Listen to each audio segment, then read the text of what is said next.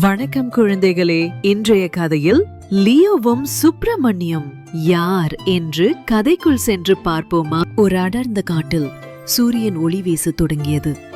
பறவைகள் மகிழ்ச்சியாக பாடின. ஒரு பெரிய மரத்து நிழலின் கீழ் சிங்கம் நிம்மதியாக தூங்கி கனவுகளில் மகிழ்ச்சியோடு விளையாடிக் கொண்டிருந்தது. அருகில் சின்ன சுறுசுறுப்பான எலி ஓடி விளையாடி கொண்டிருந்தது. ரொம்ப பிடிக்கும். அப்படி விளையாடும் போது கவனிக்காமல் அது சிங்கத்தின் பாதத்தில் மிதித்து விட்டது. இதை யார் எழுப்பியது என்று கர்சித்தது.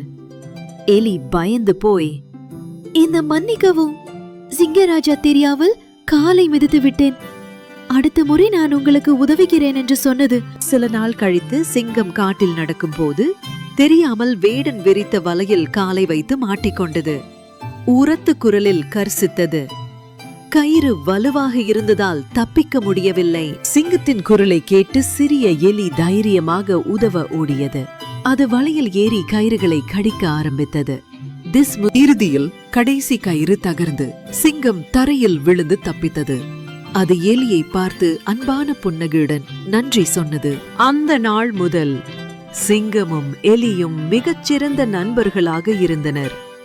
உருவம் முக்கியமல்ல, புத்திசாலியாக இருப்பதே முக்கியம். குழந்தைகளே, துணிவாக இருக்க பெரியவனாக இருக்க வேண்டியதில்லை. சிங்கமும் எலியும் உங்களை மகிழ்ச்சியடைய செய்ததா? மேலும் பொழுதுபோக்கு கதைகளுக்கும் பாடல்களுக்கும் லைக், ஷேர், சப்ஸ்கிரைப் செய்யவும் மறவாதீர்கள். அடுத்த முறை சந்திப்போம். வணக்கம்.